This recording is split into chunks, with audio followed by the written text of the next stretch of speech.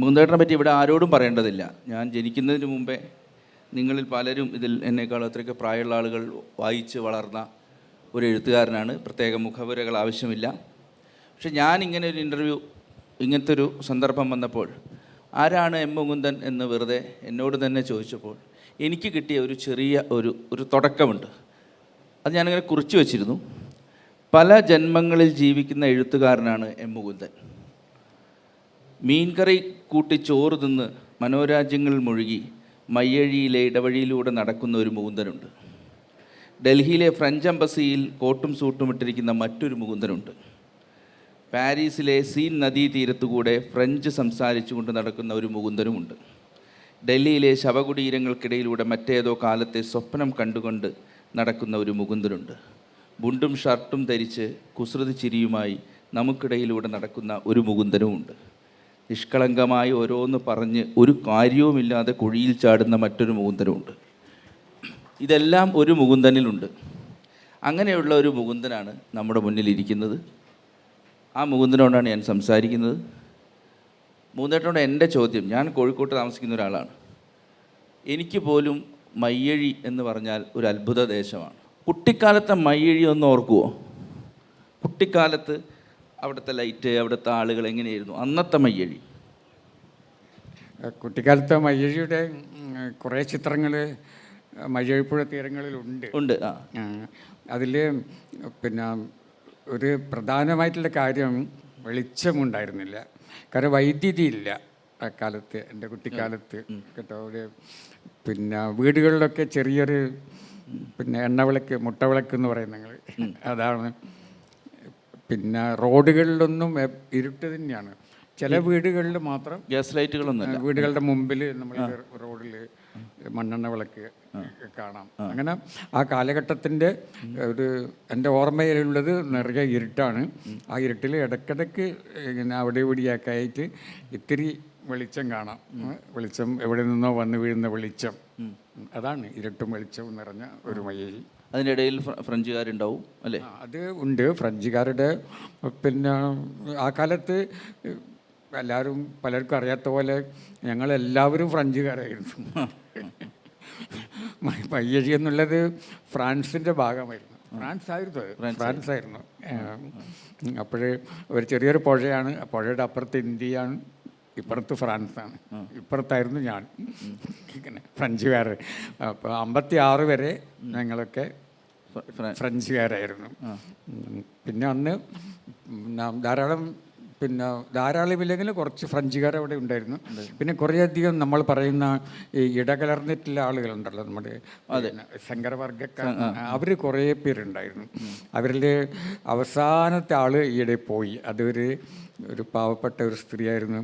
അവർ പിന്നെ മുല്ലപ്പൂ വിൽക്കുന്ന ജോലിയായിരുന്നു അവർക്ക്. മുല്ലപ്പൂ മാല, അവിടെ ഒരു ചെറിയൊരു മുറിയിൽ, പറഞ്ഞ പോലെ വെളിച്ചം പോലും കിടക്കാത്ത ചെറിയൊരു മുറിയിലാണ് അവർ ജീവിച്ചിരുന്നത്. അവരെ മുല്ലപ്പൂ മാല വിൽക്കുകയായിരുന്നു അവരുടെ ജോലി. അപ്പോൾ അവർ ഈയിടെ മരിച്ചു. അങ്ങനെ പിന്നെ അവർ അവസാനിച്ചു. ഇനി മയ്യഴിയിലെ ഈ ശങ്കരവർഗക്കാരെന്ന് പറഞ്ഞു, അല്ലെങ്കിൽ മയ്യഴിക്കാരെ പൗരന്മാർ ഒരുപാട് പേരെ ഉണ്ട്.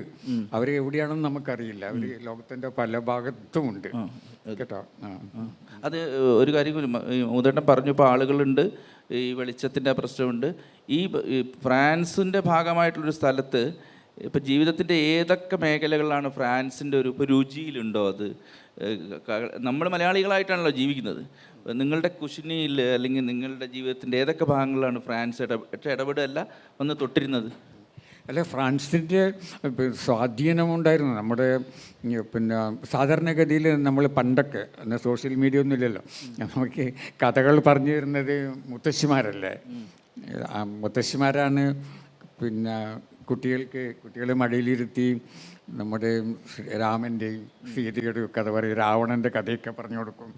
അപ്പം ഞങ്ങളുടെയൊക്കെ മുത്തശ്ശിമാർ പറഞ്ഞു തന്നത് രാമൻ്റെയും രാവണൻ്റെയും സീതയുടെയും കഥയല്ല, അങ്ങെവിടെയോ കിടക്കുന്ന ഫ്രാൻസിൽ കിടക്കുന്ന ജോൺ ഓഫ് ആർക്ക് എന്ന് പറഞ്ഞ ഒരു പെൺകുട്ടിയുടെ കഥയാണ്. ജോൺ ഓഫ് ആർക്ക് ഒരു ഇടയ പെൺകുട്ടിയായിരുന്നു. അവൾ പിന്നെ ആടുകൾ മെച്ച് നടക്കുന്ന ഒരു കുട്ടി. അപ്പോൾ അക്കാലത്ത് നിരന്തരമായിട്ട് ഫ്രാൻസും പിന്നെ ഇവർ ഗ്രേറ്റ് ബ്രിട്ടനുമായിട്ട് യുദ്ധം, ഇംഗ്ലീഷുകാരും ഫ്രഞ്ചുകാരും തമ്മിലുള്ള യുദ്ധമായിരുന്നു. ആ യുദ്ധത്തിൽ നിരന്തരമായിട്ട് ഫ്രഞ്ചുകാർ തോൽക്കുകയായിരുന്നു. അപ്പോഴാണ് പിന്നെ ആർക്കും ഈ ഇംഗ്ലീഷുകാരെ തോൽപ്പിക്കാൻ കഴിയുന്നില്ല. അപ്പോഴാണ് ഈ ഇടയ പെൺകുട്ടി ഒരു അശരീരി കേൾക്കുന്നത്, ആകാശത്തിൽ നിന്ന് ദൈവത്തിൻ്റെ ശബ്ദം, നീ പോകൂ, ഫ്രാൻസിനെ രക്ഷിക്കുവാൻ. അപ്പോൾ ഈ ചെറിയ 10-16 വയസ്സുള്ള ഇടയ പെൺകുട്ടി ഇംഗ്ലീഷുകാരുമായിട്ട് യുദ്ധം ചെയ്യാൻ വേണ്ടി പുറപ്പെട്ടപ്പോൾ നാട്ടുകാർ മുഴുവൻ ഭയന്നു. ഈ കുട്ടിക്ക് കുട്ടി പിന്നെ ഇത് ചെയ്യാൻ പാടില്ല എന്നല്ല. എന്നിട്ടും എല്ലാ എതിർപ്പുകളെയും പിന്നെ തട്ടിമാറ്റിക്കൊണ്ട് ഈ ജോൺ ഓഫ് ആർക്ക് എന്ന് പറഞ്ഞ ജോൺ എന്നാണ് പേര്, പിന്നെ അവള് പിന്നെ യുദ്ധം ചെയ്യാൻ പോവുകയാണ് ഇംഗ്ലീഷുകാരോട്. അവൾ ഇംഗ്ലീഷുകാരെ തോൽപ്പിക്കുന്നുണ്ട്, യുദ്ധം നയിച്ചുകൊണ്ട്, ഫ്രഞ്ച് പട്ടാളത്തെ നയിച്ചുകൊണ്ട് ഇംഗ്ലീഷുകാരെ തോൽപ്പിക്കുകയും. പക്ഷെ അവസാന നിമിഷത്തിൽ പിന്നെ ഇംഗ്ലീഷുകാർ അവളെ പിടിക്കുന്നു, ക്യാപ്ചർ ചെയ്തിട്ട് കൊണ്ടുവന്നു. എന്നിട്ട് അവളെ ശിക്ഷിക്കുന്നത് എങ്ങനെയാണെന്ന് വെച്ചാൽ ഒരു ചിതയിൽ ഇവളെ ജീവനോടെ കൊണ്ടുപോയി കിടത്തി കൊല്ലുകയാണ് ചെയ്യുന്നത്. ആ കഥയാണ് ഞങ്ങളുടെ മുത്തശ്ശിമാർ പറഞ്ഞു തന്നത്, അല്ലാതെ രാമൻ്റെയും സീതയുടെയും കഥയല്ല. ഈ ജോൺ ഓഫ് ആർക്കിൻ്റെ കഥ കേട്ടിട്ട് ഞങ്ങൾ മയ്യഴിയിലെ എല്ലാ കുട്ടികളും കരഞ്ഞിരുന്നു. അങ്ങനെ കരഞ്ഞു വളർന്നവരാണ് ഞങ്ങൾ. അപ്പോൾ ഗാന്ധിജിയുടെ ഒക്കെ അങ്ങനത്തെ ഒരു ഹീറോയിസ് വർഷിപ്പ് ഇല്ലേ അവർക്ക്?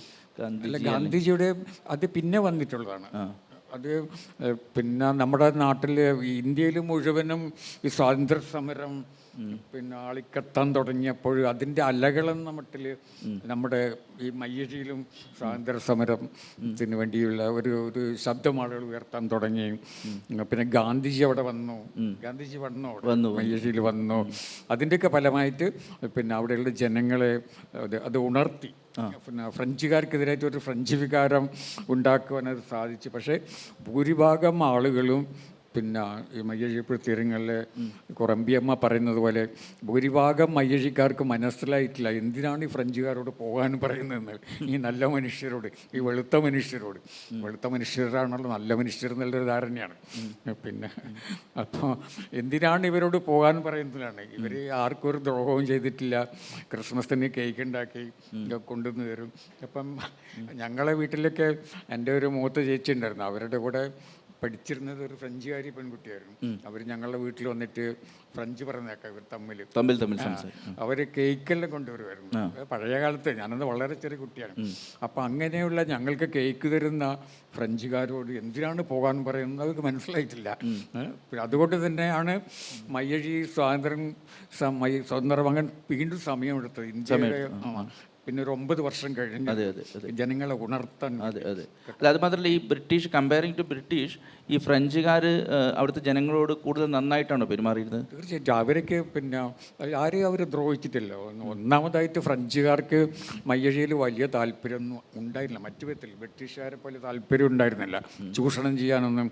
അപ്പോൾ ആ കാലത്ത് ഫ്രഞ്ചുകാർക്ക് അവർ നിരന്തരമായിട്ട് ഇംഗ്ലീഷുകാരായിട്ട് യുദ്ധം ചെയ്യുന്ന കടലിലായിരുന്നു അന്ന് യുദ്ധങ്ങൾ, പിന്നെ അറബിക്കടലിൽ. അപ്പം ഈ വെള്ളിയാങ്കല്ലിലൊക്കെ അങ്ങനെ, വെള്ളിയാങ്കല്ലിലൊക്കെ ഈ പിന്നെ അവരുടെ യുദ്ധം നടക്കുന്ന അവരുടെ പീരങ്കികളിൽ നിന്നുള്ള ഉണ്ടകൾ പതിഞ്ഞുള്ള സ്ഥലങ്ങൾ നമുക്ക് വെള്ളിയാങ്കല്ലിൽ കാണാം. അപ്പം അവിടെ ഈ ഫ്രഞ്ചുകാർക്ക് ബ്രിട്ടീഷുകാരെ നേരിടാൻ വേണ്ടിയിട്ട് ഒരു കാൽ വെക്കാൻ ഒരു സ്ഥലം വേണം. അതാണ് അതിന് വേണ്ടിയിട്ടുണ്ട് അവർ മയ്യഴി പിടിച്ചത്, ആ ചെറിയൊരു പ്രദേശം. പക്ഷെ അത് വളരെ സ്ട്രാറ്റജിക്കാണ്. ഒരു കുന്നിൻ്റെ ചെരിവിലാണ് മയ്യഴി. അപ്പം ആ കാലത്ത് പ്രത്യേകിച്ചിട്ട് ഈ കപ്പലുകളൊക്കെ ഇന്നത്തെ പോലെ അന്ന് നാവിഗേഷൻ ഉണ്ടായിരുന്നില്ല, യന്ത്രം. അപ്പം കപ്പലുകൾക്ക് വഴികാട്ടാൻ വേണ്ടി പോലും സ്ഥലം ആവശ്യമാണ്. അപ്പം ഞങ്ങളുടെ മയ്യഴിയിൽ ഒരു കുന്നുണ്ട്, അവിടെ ആ കുന്നിൻ്റെ മുകളിലാണ് ദീപസ്തംഭം, ലൈറ്റ് ഹൗസ് ഉള്ളത്. ദൂരെയുള്ള ഫ്രഞ്ചുകാരുടെ കപ്പലുകൾക്ക് വഴി കാണിക്കാൻ. അതൊക്കെയാണ് ഞങ്ങളുടെ മയ്യഴിയുടെ. അല്ല, ഇതിലിപ്പോൾ ഞാൻ ഇതുമായിട്ട് ബന്ധപ്പെട്ട അല്ലാത്തൊരു ചോദ്യം ചോദിക്കാം. ഇതേ വേദിയിൽ തന്നെയായിരുന്നു വിക്രം സമ്പത്തിൻ്റെ ടിപ്പു സുൽത്താനെ പറ്റിയുള്ള ചർച്ച നടന്നത്.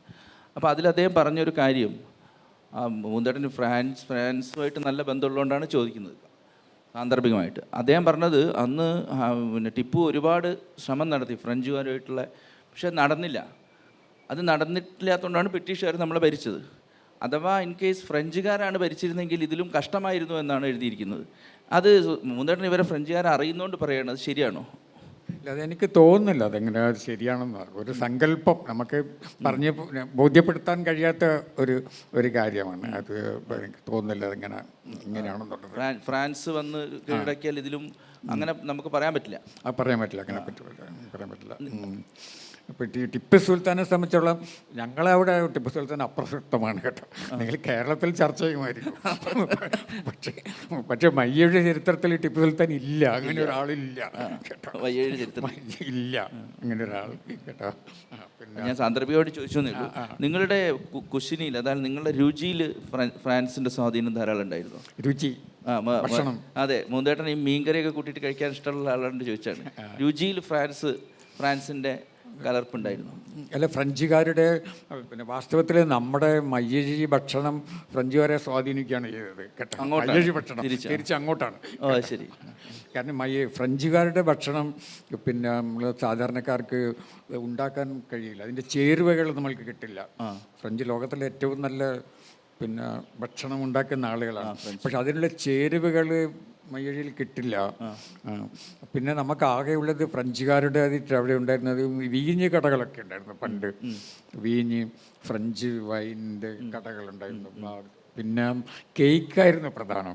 അത് എനിക്ക് നല്ല ഓർമ്മയുണ്ട്. ഈ ചില വീടുകളുടെ മുമ്പിൽ കൂടെ നടന്നു പോകുമ്പോൾ അവിടെ ഒരു ബെർണാർ മാഷ് എന്ന് പറഞ്ഞ ഒരാൾ നിന്ന്, ബെർണാർഡ്, നമ്മൾ ഫ്രഞ്ചിൽ ബെർണാർ എന്ന് പറയും. അദ്ദേഹത്തിൻ്റെ വീട്ടിൻ്റെ മുമ്പിൽ കൂടെ ഞാനിങ്ങനെ നടന്നു പോകുമ്പോൾ കേക്കിൻ്റെ മണം വരുന്നു, ഇങ്ങനെ കേക്ക് ചുടുന്ന മണം. അപ്പോഴെനിക്ക്, ഞാൻ റോഡിൽ വരികയാണ്, റോഡിലേക്ക് മണം വരുന്നുണ്ട് കേക്കിൻ്റെ. അപ്പോഴെനിക്ക് മനസ്സിലായി ക്രിസ്മസ് വരാൻ പോവുകയാണെന്ന് കേട്ടോ. അങ്ങനെ കേക്കാണ് ഇതൊക്കെ ഓർമ്മിപ്പിക്കുന്നത്. കേക്കാണ് പ്രധാനമായിട്ടുള്ളത്. പിന്നെ ഞങ്ങളുടെ മയ്യഴി ഭക്ഷണം എന്നുള്ളത് പിന്നെ പുട്ട്, കടല, മീൻകറി, അത് ഫ്രഞ്ചുകാർ കഴിച്ചിരുന്നു, അവർക്ക് ഇഷ്ടമായിരുന്നത്. അത് ഇഷ്ടമായിരുന്നത്. നേരെ തിരിച്ചാ സ്വാധീനിച്ചത്. നേരെ തിരിച്ച്. ഇപ്പോൾ ഫ്രഞ്ചുകാർക്ക്, ഇപ്പോൾ അവിടെയുള്ള ഫ്രഞ്ചുകാർക്ക് പിന്നെ വെച്ചാൽ അവർക്ക് ചില കുക്ക് ഉണ്ടായിരുന്നു, കുസിനിക്കാർ, നമ്മളെ നാട്ടുകാരായിട്ടുള്ള കുസിനിക്കാരായിരുന്നു. അവരിങ്ങനെയുള്ള ഭക്ഷണങ്ങൾക്കൊക്കെ ഫ്രഞ്ചുകാർക്ക് പിന്നെ കുക്ക് ചെയ്ത് കൊടുക്കുമായിരുന്നു. പിന്നെ ഫ്രഞ്ചുകാർക്ക് നമ്മുടെ പിന്നെ സംസ്കാരത്തിൽ, നമ്മളെ കലാരൂപങ്ങളിലൊക്കെ വലിയ താല്പര്യമായിരുന്നു. ഇപ്പോൾ ഉദാഹരണമായിട്ട് ഈ തെയ്യത്തിൻ്റെ തിറയുടെ കാലത്തൊക്കെ അവർ പതിവായിട്ട് അവിടെ വരും ഈ തെയ്യം കാണാൻ വേണ്ടിയിട്ട്. പിന്നെ അവിടെ അവർക്ക് വേണ്ടിയിട്ട് വേറെ തന്നെ ഒരു പന്തലൊക്കെ ഇട്ടിട്ടുണ്ടാവും. അപ്പം അവിടെ എനിക്ക് ഓർമ്മയുണ്ട് ഇവർ തെയ്യം കാണാൻ വരുന്നു. എൻ്റെ കുട്ടിക്കാലത്തുള്ള ഒരുപാട് ഓർമ്മകൾ. അപ്പോൾ ഈ പന്തലിൽ അവർ ഇരിക്കുന്നുണ്ടാവും, ഈ വെള്ളക്കാരും അവരുടെ കൂടെ വലിയ ഉദ്യോഗസ്ഥന്മാരൊക്കെ. പക്ഷെ അന്ന് ഞങ്ങളുടെ നാട്ടിൽ അതിഭീകരമായിട്ടുള്ളൊരു തെയ്യം ഉണ്ടായിരുന്നു, കുട്ടിച്ചാത്തൻ ഇപ്പോഴും ഉണ്ട്. പക്ഷെ അന്ന് ഈ കുട്ടിച്ചാത്തൻ്റെ വെള്ളാട്ടം എന്ന് പറഞ്ഞ ഒന്നുണ്ട്. അത് ശരിയായ കുട്ടിച്ചാത്തൻ വരുന്നതിന് മുമ്പ് അത് അനൗൺസ് ചെയ്യാന്ന്, ഈ വെള്ളാട്ടം എന്ന് പറയും, അത് വരുന്നത് പിന്നെ ഭയപ്പെടുത്തുന്ന രീതിയിലാണ്. അത് കോഴിയാണ്. കോഴിയെ നേർച്ച കൊടുക്കുമ്പോൾ അതിങ്ങനെ കോഴിയെ കടിച്ചിട്ട് ഇതിൻ്റെ തലയൊക്കെ ഇങ്ങനെ എറിയും. അപ്പോഴും ഈ വെള്ളക്കാരതൊക്കെ കണ്ടിട്ട് ഇങ്ങനെ പരിഭ്രമിച്ചുകൊണ്ടും ഇങ്ങനെ ഇരിക്കുന്നത് കാണാം.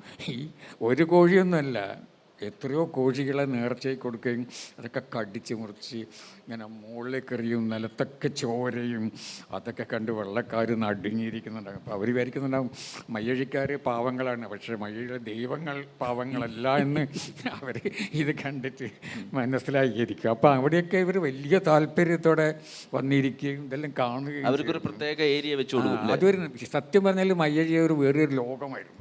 അതാണ് ഞാൻ അത് മറ്റൊരു ലോകമായി ഈ ഫ്രഞ്ചുകാർ വന്നിട്ട് ചെയ്തിട്ടുള്ളൊരു കാര്യമാണത്. മയ്യഴീനെ മറ്റൊരു ലോകമാക്കി മാറ്റി. അത് മയ്യഴിയും ഫ്രാൻസും തമ്മിലുള്ള, അതിൽ നിന്ന് ജനിച്ചിട്ടുള്ള അവരുടെ ഒരു പ്രണയം.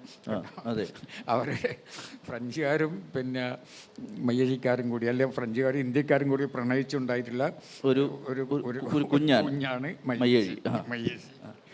അതിൽ പിന്നെ മൂന്തേട്ടൻ സ്വാഭാവികമായിട്ടും എഴുത്തിലേക്കും ആലോചനകളിലേക്കും ഒക്കെ വന്നു. ഈ മയ്യഴിയിൽ താമസിച്ച് ഒരു ഘട്ടം കഴിഞ്ഞിട്ടാണല്ലോ ഡൽഹിയിലേക്ക് പോണത്. മയ്യഴിയിൽ ഇരിക്കുമ്പോൾ ഈ ദേശത്തിന് ഒരു എഴുത്തിന് ഉപയോഗിക്കാൻ പറ്റുന്ന ദേശമാണെന്ന് മൂന്തേട്ടന് തോന്നിയിട്ടുണ്ടോ മയ്യഴിയിൽ ഇരിക്കുമ്പോൾ? അല്ല, അത് അങ്ങനെ അന്ന് തോന്നിയിട്ടില്ല. അന്ന് പിന്നെ എൻ്റെ മനസ്സിൽ ഒരു നോവലായിരുന്നു അത്, മയ്യഴിപ്പുഴ തീരങ്ങൾ എന്ന നോവൽ.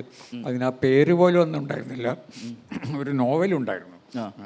അത് ഈ ദേശത്തിനെ തന്നെ ബേസ് ചെയ്തിട്ട്, ഈ ദേശം വെച്ചിട്ട് മയ്യഴി ദേശം വെച്ചിട്ട് ദേശത്തെ വെച്ചുകൊണ്ടാണ് മയ്യഴിയുടെ ദേശം. അത് എങ്ങനെയാണെന്ന് അറിയാം. നമ്മളെല്ലാവരും കഥ പറയുന്നവരാണ്. ഞാനവിടെ ഇങ്ങനെ നടന്നു പോകുമ്പോൾ ഒരു ബൈക്ക് ഒരു കുട്ടിയെ ഇടിച്ചു, അതിങ്ങനെ നമ്മൾ പറഞ്ഞുകൊണ്ടേയിരിക്കും. അപ്പം അങ്ങനെ ഒരുപാട് കഥകളാണ് നമ്മുടെ ജീവിതം. തുടർച്ചയായിട്ട് നമ്മളിങ്ങനെ കഥകൾ പറഞ്ഞുകൊണ്ടിരിക്കുന്നുണ്ട്.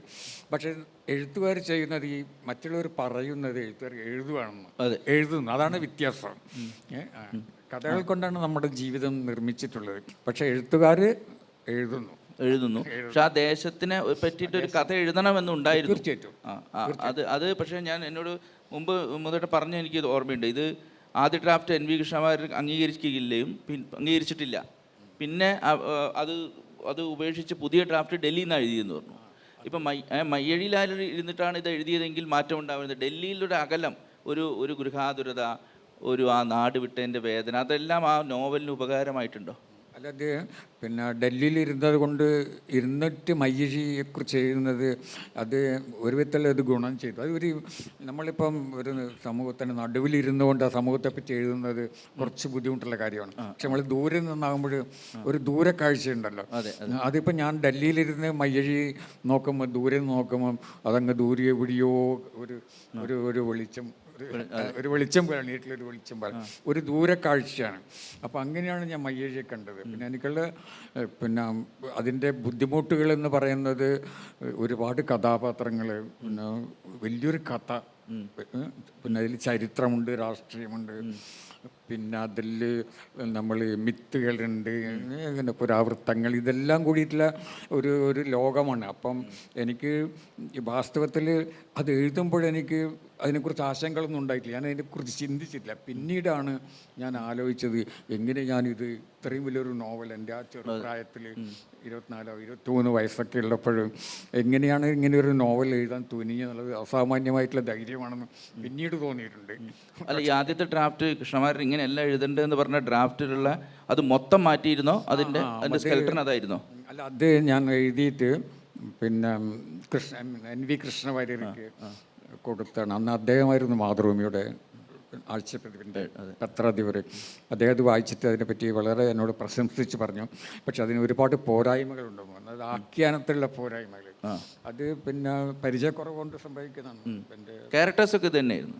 ക്യാരക്ടേഴ്സിലധികമാണ്. പക്ഷേ അദ്ദേഹം പറഞ്ഞത് കുറച്ചുകൂടി ശരിയാക്കാറുണ്ട്. എനിക്ക് കുറേ കാര്യങ്ങളൊക്കെ പറഞ്ഞു തന്നിരുന്നു. പക്ഷെ എന്നെ സംബന്ധിച്ചോളം ഞാൻ ചെയ്തത് എന്താണെന്ന് വെച്ചാൽ അത് മുഴുവൻ നശിപ്പിച്ചു കളഞ്ഞു. അത് മുഴുവൻ കളഞ്ഞു. അന്ന് എനിക്ക് 25 വയസ്സാണ്. മയ്യഴിപ്പുഴത്തേരങ്ങൾ എഴുതിയത് മുഴുവൻ നശിപ്പിച്ച് കളഞ്ഞു. കാരണം എനിക്ക് പിന്നീട് ഞാൻ വിചാരിച്ചു എനിക്കത് എഴുതാൻ കഴിയില്ല എന്നുള്ളതാണ്. രണ്ടാമതൊരിക്കൽ കൂടി, കാരണം അതിനുള്ള മനക്കരുത്തോ അതൊന്നും എനിക്ക് ഉണ്ടാകില്ല എന്നുള്ള ആത്മവിശ്വാസം ഇല്ല. അങ്ങനെ നശിപ്പിച്ച് കളയണം ചെയ്തത്. പിന്നീട് പക്ഷേ ഞാൻ നോവലിനെ നശിപ്പിച്ചെങ്കിലും നോവൽ എന്നെ വിട്ടുപോകുന്നില്ല. ഞാനതിനെ കത്തിച്ച് കളഞ്ഞു. പക്ഷെ അതെന്നെ വിട്ടുപോകുന്നില്ല. അതിൻ്റെ പരേതാത്മാവ് എൻ്റെ കൂടെ നടക്കുകയാണ് എപ്പോഴും.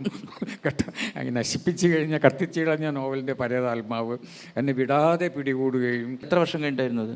അപ്പോഴേക്ക് എനിക്ക് അത് 2 വർഷം കണ്ടുകൊണ്ട്, അപ്പോഴേക്കൊരു 27 വയസ്സ്, 2-3 വർഷം കഴിഞ്ഞു.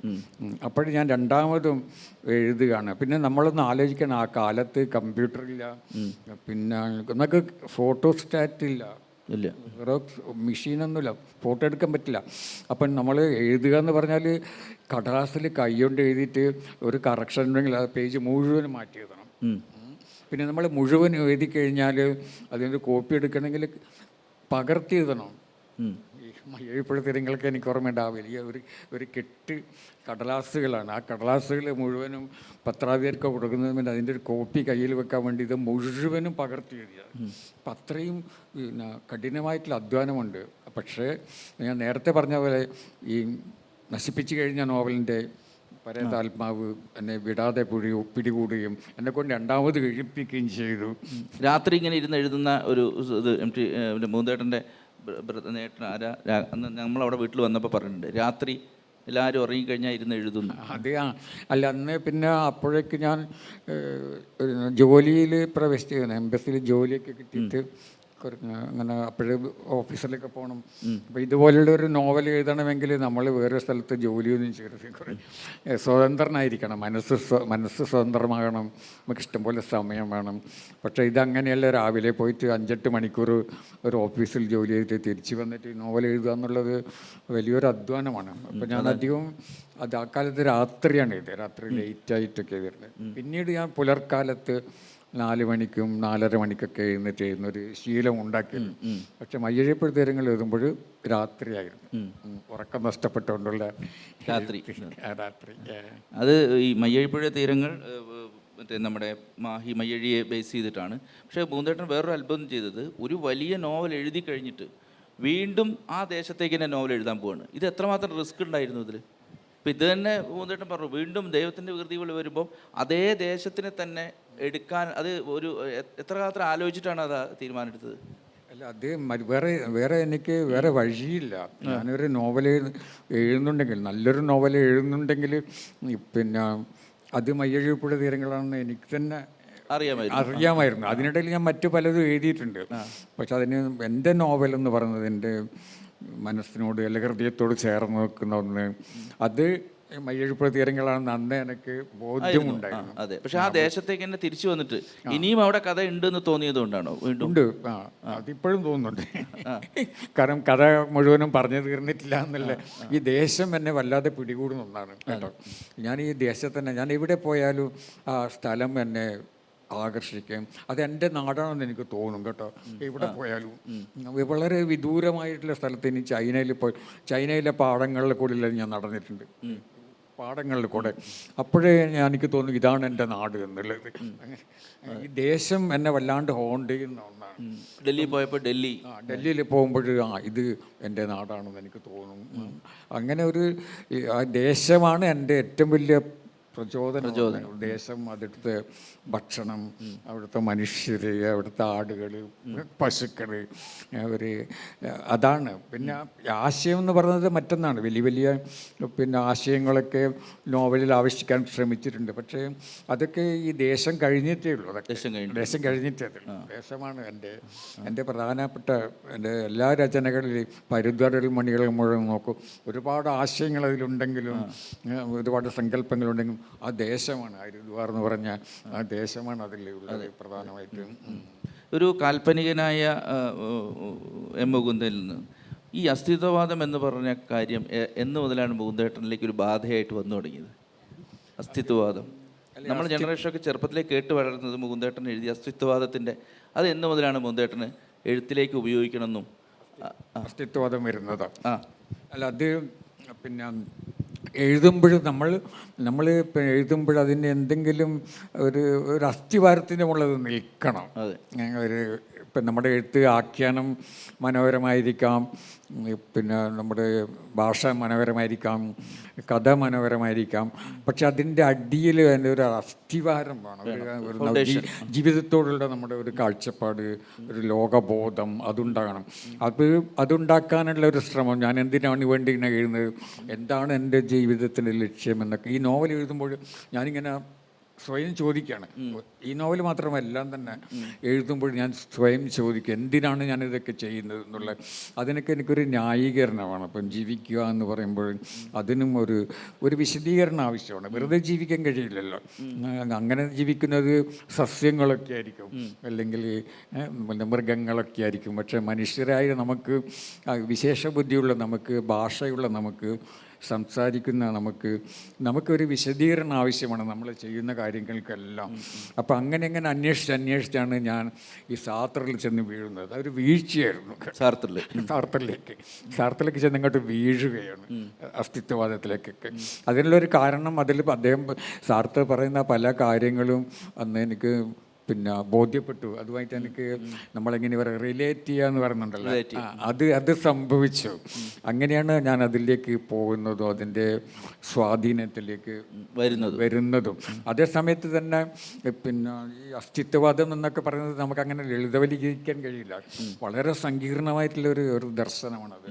അപ്പം സാധാരണ നമ്മൾ പറയുന്നുണ്ട്, ഇപ്പോൾ ഈ സാർത്തറിനെ മനസ്സിലാക്കണമെങ്കിൽ സാർത്തറിന് മുമ്പ് ജനിച്ചിട്ടുള്ള മുഴുവൻ തത്വചിന്തകരെയും നമ്മൾ മനസ്സിലാക്കണം എന്നുള്ളതാണ് കേട്ടോ. അവരെ പഠിച്ചു കഴിഞ്ഞാൽ മാത്രമാണ് നമുക്ക് സാർത്തറിൽ എത്താൻ കഴിയും എന്ന് പറയുന്നുണ്ട്.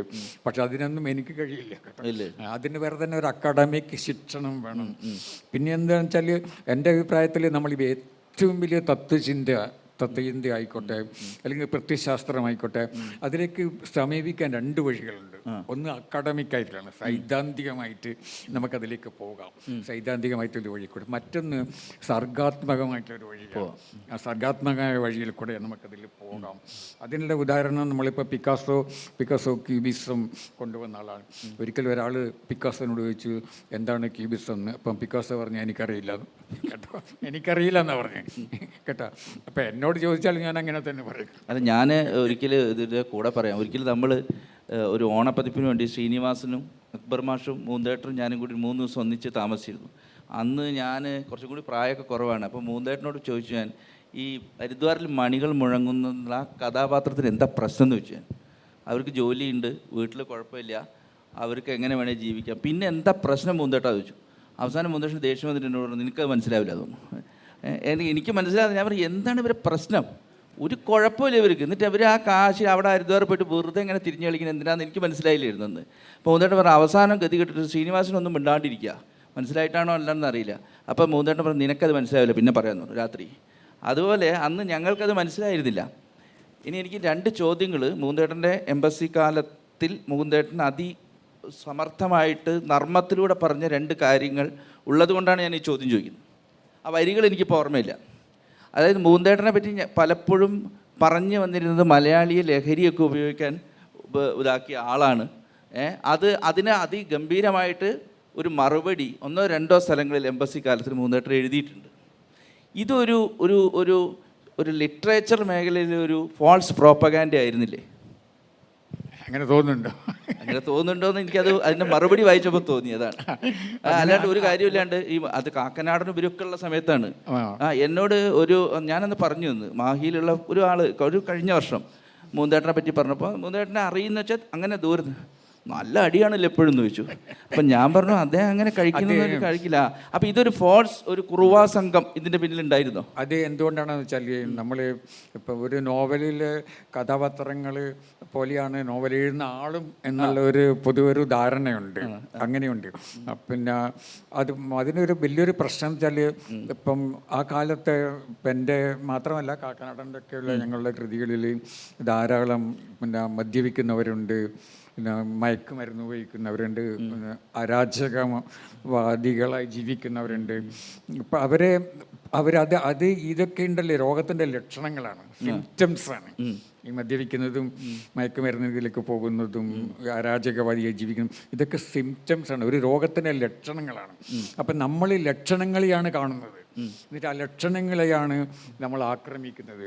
പക്ഷേ രോഗത്തെ നമ്മൾ കാണുന്നില്ല കേട്ടോ. അത് നമ്മുടെ കാലത്ത് ഇപ്പോൾ എൻ്റെയൊക്കെ ഈ ആധുനിക കാലത്ത് നിങ്ങളുടെ രചനകളിലൊക്കെയുള്ള ഇപ്പോൾ ഇടതുപക്ഷത്തിൽ നിന്ന് പോലുള്ള വലിയൊരു വിമർശനം ഇതായിരുന്നു.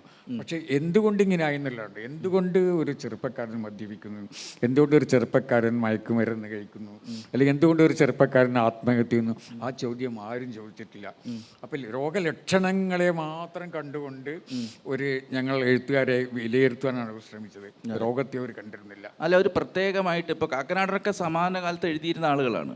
അപ്പോൾ ഈ മുകുന്ദേട്ടനെ പോലെ ഇങ്ങനെ ഇത് എഴുതിയിരുന്ന ആൾ മാത്രം ഇതിൻ്റെ ഒരു ആളാണ്, ഇങ്ങനെയാണ് എന്നുള്ള ഒരു പ്രൊപ്പഗാൻഡ വന്നതിൻ്റെ കാരണമാണ് ഞാൻ ചോദിച്ചത്. നമ്മളൊന്നും അന്ന് ജനിച്ചിട്ട് തന്നെ ഇല്ല, അതുകൊണ്ടാണ് ചോദിച്ചത്. അത് എനിക്കും അറിയില്ല. ഇപ്പം എനിക്കാണ് ഏറ്റവും കൂടുതൽ എതിർപ്പുകൾ നേരിടേണ്ടി വന്നത്. ഇപ്പം എൻ്റെ കൂടെ തന്നെ എഴുതിയിട്ടില്ല കാക്കനാടൊന്നും അങ്ങനെ അത്രയും എഴുതിയിട്ടില്ല. അതിനെനിക്ക് തോന്നുന്നത് ഒരു പക്ഷെങ്കിൽ ഞാൻ നന്നായി എഴുതി എന്നുള്ളത് കൊണ്ടാണ്. ഞാൻ നന്നായി എഴുതിയത് കൊണ്ടാണ് പിന്നെ ഈ എതിർപ്പുകൾ ഉണ്ടായത്.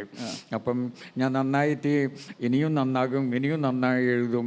അതുകൊണ്ട് അങ്ങനെ വേണ്ട, അത്രയും നന്നാകണ്ട എന്നുള്ള.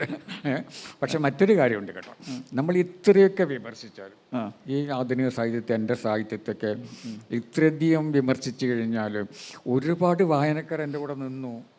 എന്തുകൊണ്ട് അങ്ങനെ സംഭവിച്ചു കേട്ടോ? ഒരുപാട് വായനക്കാർ പിന്നെ എല്ലാ സ്ഥലത്തും പലരെയും അത്ഭുതപ്പെടുത്തുന്ന മറ്റുള്ള ഒരു പിന്നെ വായനക്കാരുടെ ഒരു വലിയൊരു സമൂഹം എൻ്റെ കൂടെ ഉണ്ടായിരുന്നു. അപ്പം അവരാണ് എന്നെ പിന്നെ സൃഷ്ടിച്ചത്.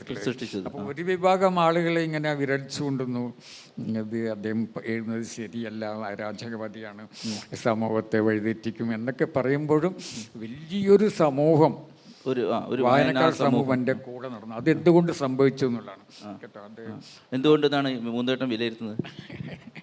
അത് എന്നെ തന്നെ അത്ഭുതപ്പെടുത്തില്ല. സത്യം പറഞ്ഞാൽ ഞാനന്ന് ഡൽഹിയിൽ ജീവിക്കുന്ന കാലത്ത് അന്ന് നമുക്ക് പിന്നെ ഇന്നത്തെ പോലെ കമ്മ്യൂണിക്കേഷൻ ഇല്ല, ടെലിഫോണൊന്നും ഇല്ലല്ലോ വളർന്ന്.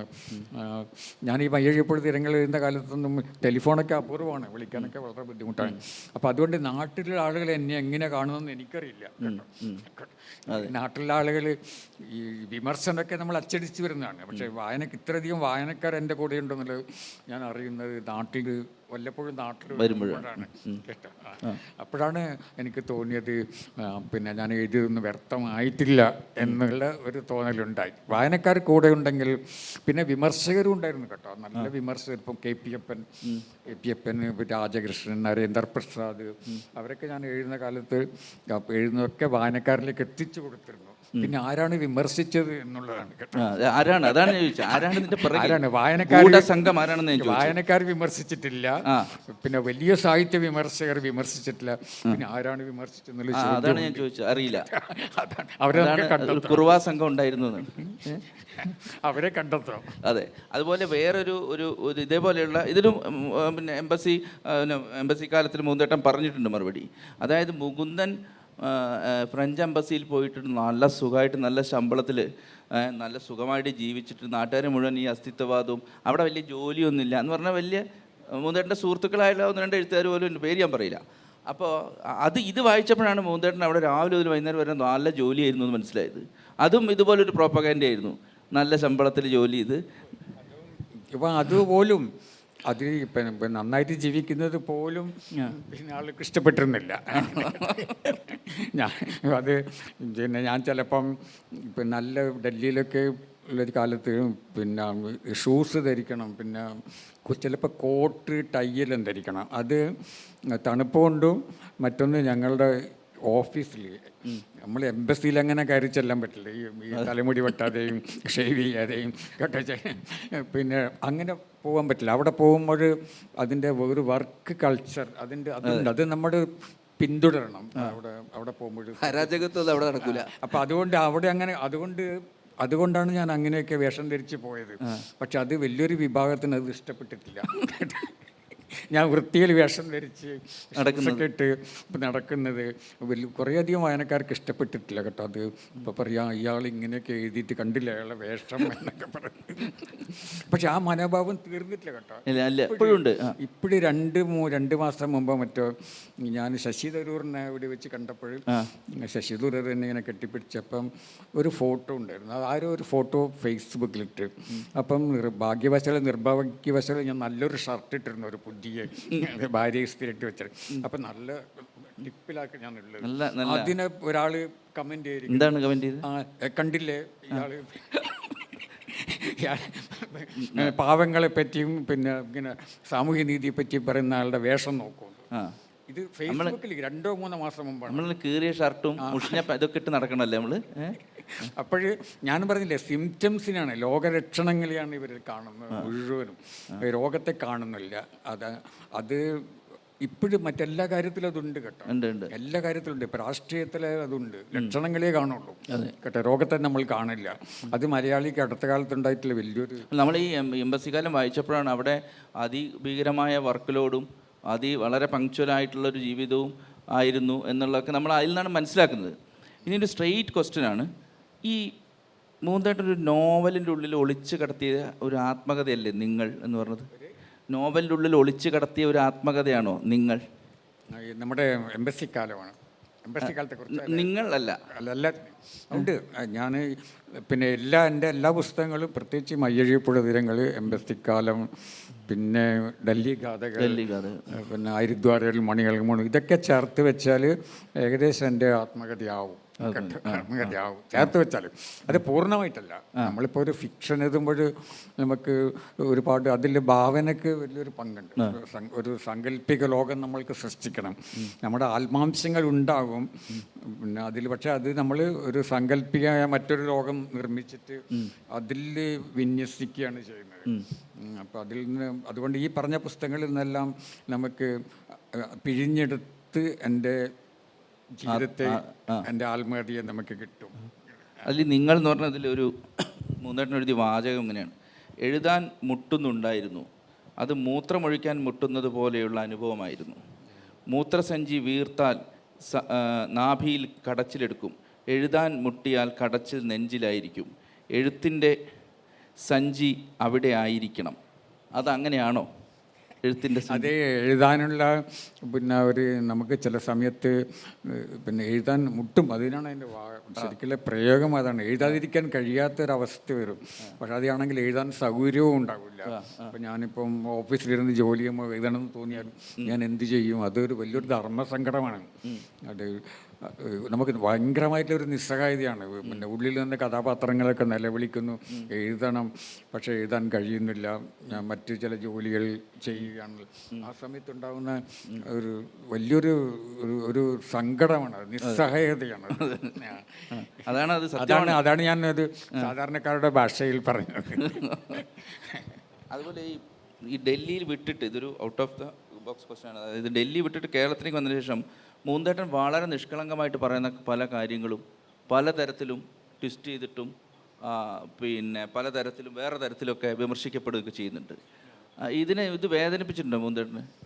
വിമർശനം ആദ്യകാലത്തൊക്കെ വല്ലാതെ വിഷമിച്ചിട്ടുണ്ട്. ഭയങ്കരമായിട്ട് പിന്നെ അതികഠിനമായിട്ടുള്ള വിമർശനമായിരുന്നല്ലോ.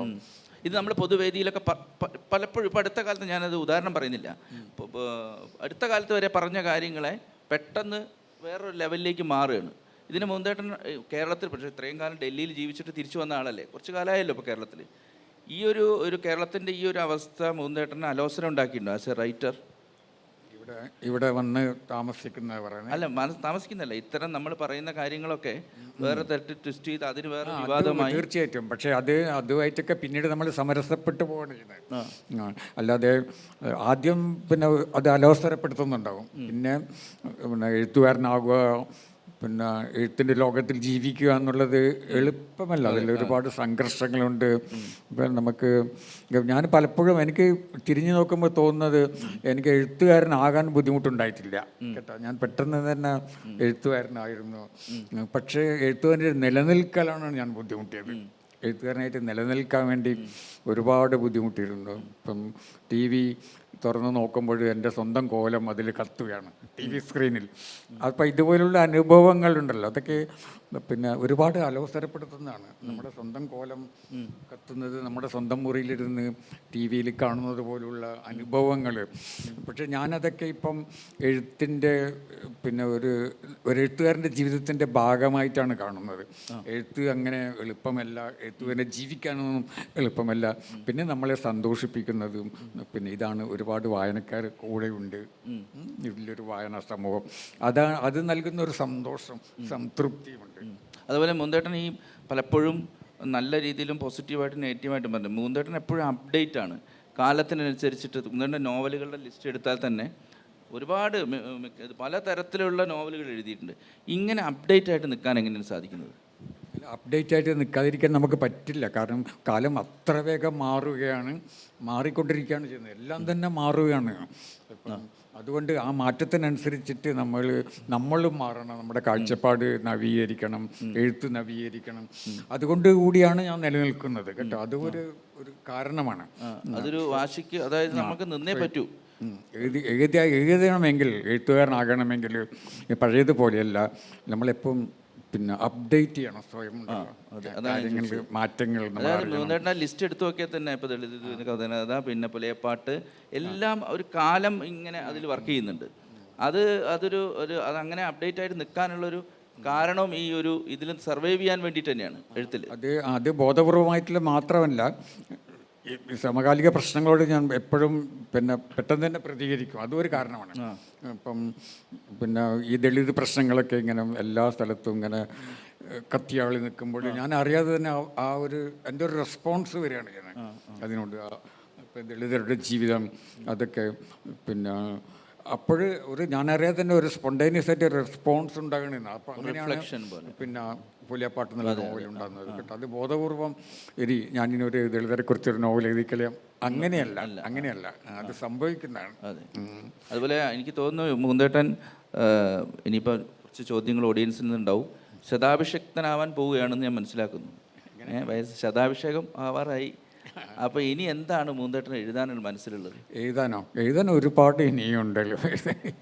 എനിക്കൊന്ന് പിന്നെ എഴുതാനുള്ള കാര്യങ്ങളിൽ ഒരു 10% പോലും എഴുതി തീർന്നില്ല, അത്രയും ഉണ്ട്.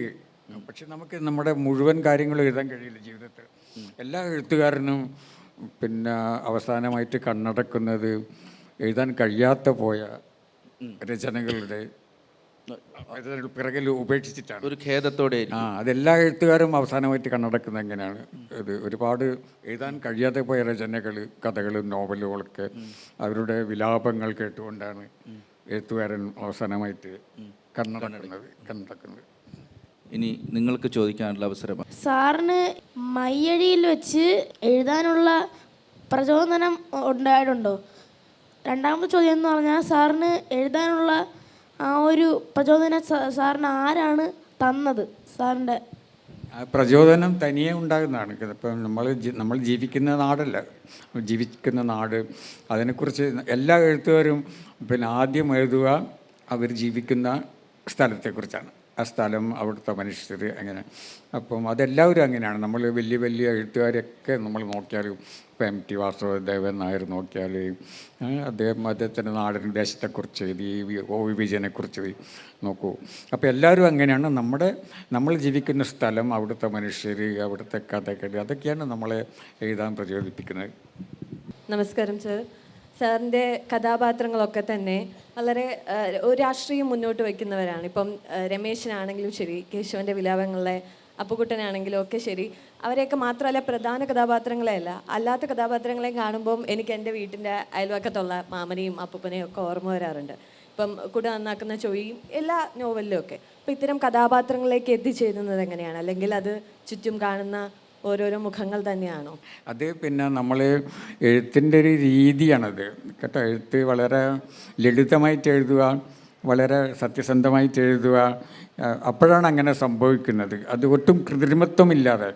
അപ്പം ഈ സത്യം പറഞ്ഞു കഴിഞ്ഞാൽ പലപ്പോഴും ഞാൻ എഴുതുമ്പോൾ കഥാപാത്രങ്ങളെ ഞാൻ സൃഷ്ടിക്കുന്നില്ല, കഥാപാത്രങ്ങൾ സ്വയം ഉണ്ടാകുന്നതാണ്. അങ്ങനെയാണ് എനിക്ക് എൻ്റെ അനുഭവം. ബോധപൂർവം കഥാപാത്രങ്ങൾ സൃഷ്ടിക്കുന്നത് അപൂർവമാണ്. ചില കാര്യങ്ങൾ ഇപ്പം ഒരു കഥാപാത്രം ഇങ്ങനെയാകണം എന്ന് പിന്നെ ഞാൻ നേരത്തെ നിശ്ചയിക്കില്ല കേട്ടോ. അത് എഴുതി വരുമ്പോൾ, നേരത്തെ നിശ്ചയിച്ചാലും എഴുതി വരുമ്പോൾ മാറിപ്പോകും കേട്ടോ. അതുകൊണ്ടാണ് എനിക്ക് തോന്നുന്നത് ഈ കഥാപാത്രങ്ങളെല്ലാം തന്നെ പലപ്പോഴും സ്വയം പിന്നെ ഉണ്ടാകുന്നതാണ് കേട്ടോ. ഡൽഹിയിൽ ഒരുപാട് കാലം ജീവിച്ച ഒരാളെന്നുള്ള നിലയിൽ ഡൽഹിക്ക് വന്നൊരു മാറ്റത്തെ സാർ എങ്ങനെ കാണുന്നതാണ്? ഒന്ന്, ചില സമയത്ത് നമുക്ക് പുറത്തിറങ്ങാൻ പോലും പറ്റാത്ത പരിസ്ഥിതി പ്രശ്നം, വായുമലിനീകരണത്തിൻ്റെ അതിതീക്ഷ്ണമായ അവസ്ഥ, പിന്നെ ഒരു പ്രത്യേക സൈദ്ധാന്തിക അടിത്തറയൊന്നും ഇല്ലാതെ ഒരു മുന്നേറ്റത്തിൻ്റെ ഭാഗമായി വന്നൊരു പാർട്ടി പെട്ടെന്ന് അധികാരത്തിലെത്തുന്നു. ഇപ്പോൾ അത് തകർന്നു വീണിരിക്കുന്നു. അങ്ങനെ ഡൽഹിക്കുണ്ടായ ഈ രാഷ്ട്രീയവും കാലാവസ്ഥാപരവും ഒക്കെ ആയിട്ടുള്ള മാറ്റങ്ങളെ എങ്ങനെയാണ് ഇപ്പോൾ നോക്കിക്കാണുന്നത്? ഡൽഹിയിലുണ്ടായിട്ടുള്ള മാറ്റങ്ങൾ അങ്ങേറ്റവും വേദനാജനകമാണ് കേട്ടോ. ഞാനൊക്കെ പോകുന്ന കാലത്തുള്ള ഡൽഹി ഒരു നാട്ടുംപുറം പോലെയായിരുന്നു കേട്ടോ. ശുദ്ധമായ അന്തരീക്ഷവും പിന്നെ വളരെ സേഫായിട്ടുള്ളൊരു നഗരം. അർദ്ധരാത്രി പോലും നമുക്ക് റോഡിലിറങ്ങി നടക്കാം. അങ്ങനെ ഒരു നല്ലൊരു നഗരമായിരുന്നു കേട്ടോ. അതിപ്പോൾ ഇന്നത്തെ അവസ്ഥയിലാക്കിയത് നമ്മൾ തന്നെയാണ്, മനുഷ്യർ തന്നെയാണ്. ഡൽഹിയിൽ മനുഷ്യർ തന്നെയാണ്. ഇപ്പം ഡൽഹി നല്ലൊരു പ്രതീകമാണ്. എങ്ങനെയാണ് നമ്മുടെ രാജ്യം അല്ലെങ്കിൽ നമ്മുടെ നഗരങ്ങൾ കേട്ടോ ഈ ഒരു അവസ്ഥയിലേക്ക് എത്തുന്നു എന്നുള്ളത്. പിന്നെ നമ്മുടെയൊക്കെ പ്ലാനിങ്ങിൻ്റെ അഭാവം, അശ്രദ്ധയുടെ അഭാവം, അതിൻ്റെയൊക്കെ ഫലമായിട്ട് ഇങ്ങനെ സംഭവിക്കുകയാണ്. ഇപ്പോൾ ഡൽഹിയുടെ പിന്നെ വലിയൊരു പ്രശ്നം പാരിസ്ഥിതിക പ്രശ്നമാണ്. അവിടെ ഇപ്പോഴത്തെ പ്രശ്നങ്ങൾ നമുക്കവിടെ ശ്വാസം കഴിക്കാൻ പോലും സാധിക്കുന്നില്ല. വിദേശികളൊക്കെ ഡൽഹിയിൽ വരാൻ മടിക്കുന്നു. അപ്പം പാരിസ്ഥിതിക പ്രശ്നമാണ് അവിടെ ഏറ്റവും വലുതായിട്ടുള്ളത്. പിന്നെ അവിടെയുള്ളത് മറ്റൊന്ന് തലസ്ഥാന നഗരിയാണ്. ഈ രാഷ്ട്രീയമായിട്ടുള്ള പൊല്യൂഷൻ ഏറ്റവും കൂടുതൽ അതാണ്. പാരിസ്ഥിതിക പൊല്യൂഷന് പുറമെ രാഷ്ട്രീയ പൊല്യൂഷൻ, അധികാരത്തിൻ്റെ പൊല്യൂഷൻ, ഇതെല്ലാം കൂടിയിട്ട് ഒരു ടോക്സിക് സിറ്റിയാണ് ഇപ്പം ഡൽഹി കേട്ടോ. അത് വിഷലിപ്തമായിട്ടുള്ള ഒരു നഗരമായിട്ട് ഇത് മാറിയിട്ടുണ്ട്. അതിൽ നമുക്ക് ദൂരെ നിന്നുകൊണ്ട് വ്യസനിക്കാനേ കഴിയുള്ളൂ. നമ്മുടെ കയ്യിൽ നമുക്കത് മാറ്റാൻ കഴിയില്ല എന്നുള്ള ആ ഒരു നിസ്സഹായത എനിക്കുണ്ട്.